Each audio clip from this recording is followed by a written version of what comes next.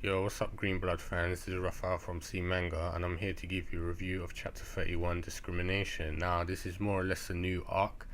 To me, I think it is anyway, because they've moved off somewhere else. They've gone, what was it, to some place in Wellington called Kansas. And at the beginning of the thing, we see Luke and Brad traveling on horse with these guys.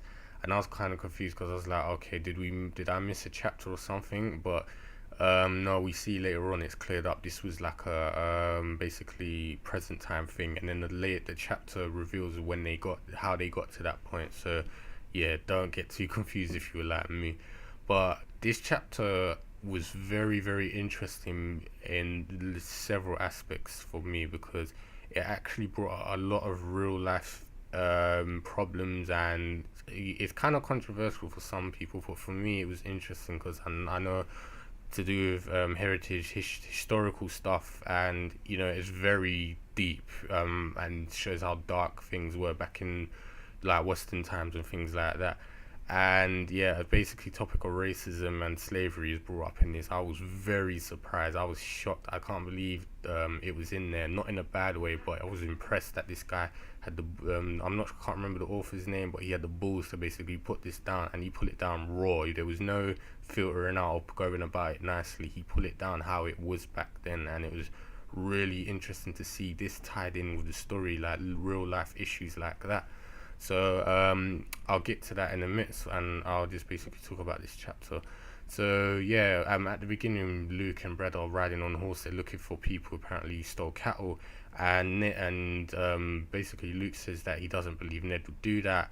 A white guy, basically one of the other riders, says, "Why are you defending that?" I'm not gonna say the N words because I shouldn't say it, but basically, yeah, he says that.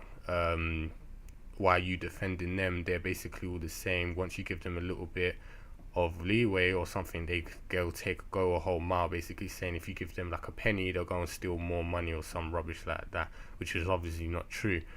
And Brad, this angers Luke a lot because obviously he knows Ned, and I think this is to do with Irish heritage as well, in terms of that they were in slavery as well. So he obviously knows how it feels, and he obviously knows the guy as well. So he sympathizes with him, and that angers him. But Brad calms him down, saying, "Oh, their job is to catch cattle. That's all." And it's like, for example, this has nothing to do with Ned.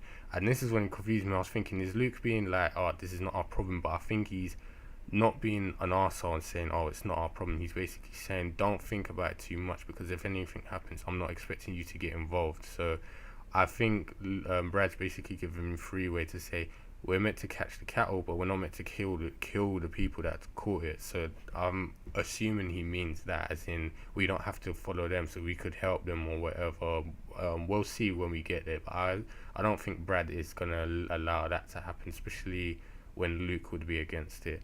So yeah, as I said in earlier, it's May 1867. They're in Wellington. They've come from St. Louis.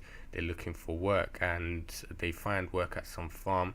And it's like they offer to do manual labor and anything. And the guy's like, "No, that's fine." It's like, you don't need to do that. He checks their weight out and says, and like to see they got strong build, which was a bit weird, but whatever. And he says, "Oh, you can just be a cattle herder, and basically right now all you need to do is guard the cattle." And Luke's a bit like thrown off by that. He's like, "So what? You don't need us to do anything else?" It's like, no. There's like we got lots of people to do that, and this is when we see like basically themes of racism comes into it. Luke is sitting down with his brother and they're eating, and there's this fat white guy. He's basically enjoying himself, being an arrogant pig, and saying, "Oh, look how we got an easy right, kid." And it's like, while we're sitting here doing nothing, it's like all those black people over there, they've got to do all the hard work. And he says the N word quite several times. And the black woman comes over and she pours Luke a drink, and he thanks her.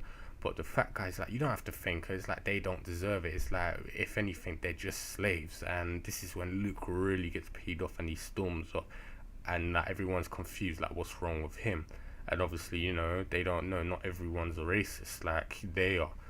And this is when a bit, if you guys don't know, Emancipation Proclamations, that there's a whole paragraph explaining that. It was basically something that was done back in the day where it was the freedom of slaves. They were somewhat civilized, but at the same time it really wasn't. They were still under some sort of control by and white people looked down on them.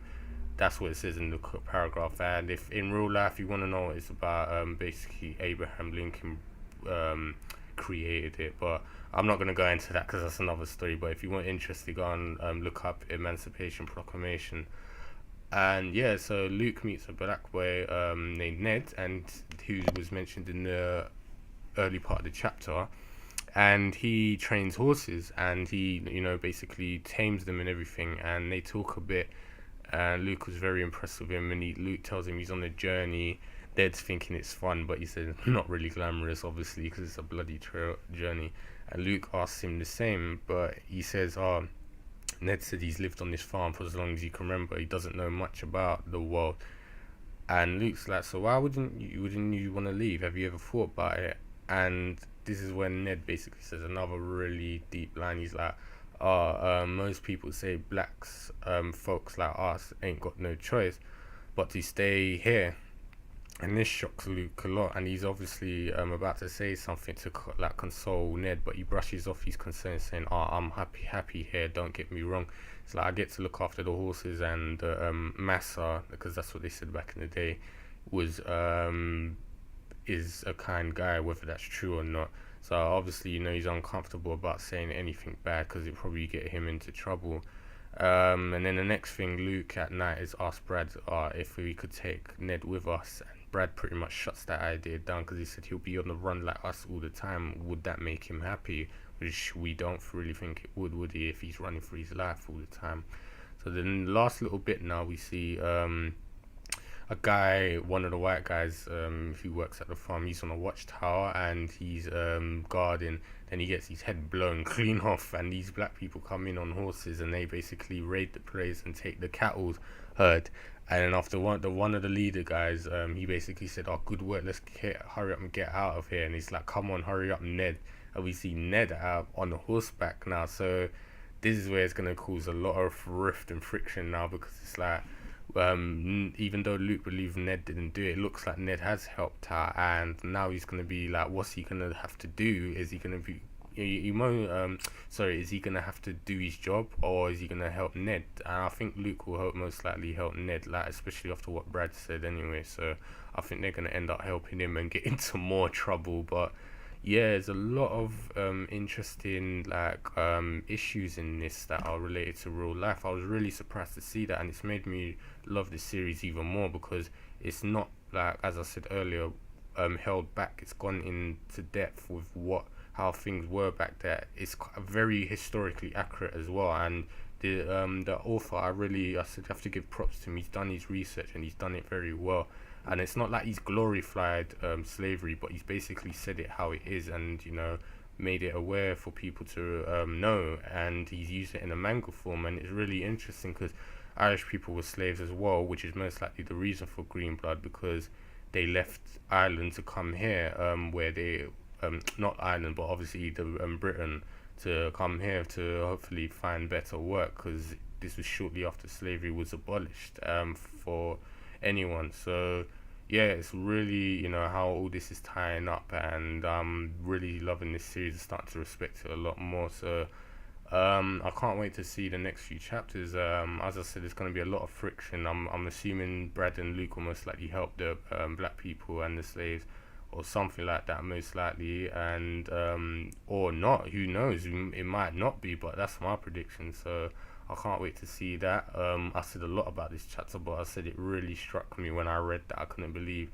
that was brought up, all those kind of issues, and it was really well written and very well done, and as I said there, it was researched very well. So I have to give really high props to the author and top rating for this chapter. So as I said, I enjoyed it. As usual, what do you guys think? I said let me know what you think in the comments, if you like this turn in the manga and all these issues that were brought up. Also, leave us a like if you enjoyed the chapter, and also subscribe for more content in the channel. And I'll speak to you guys in the next chapter.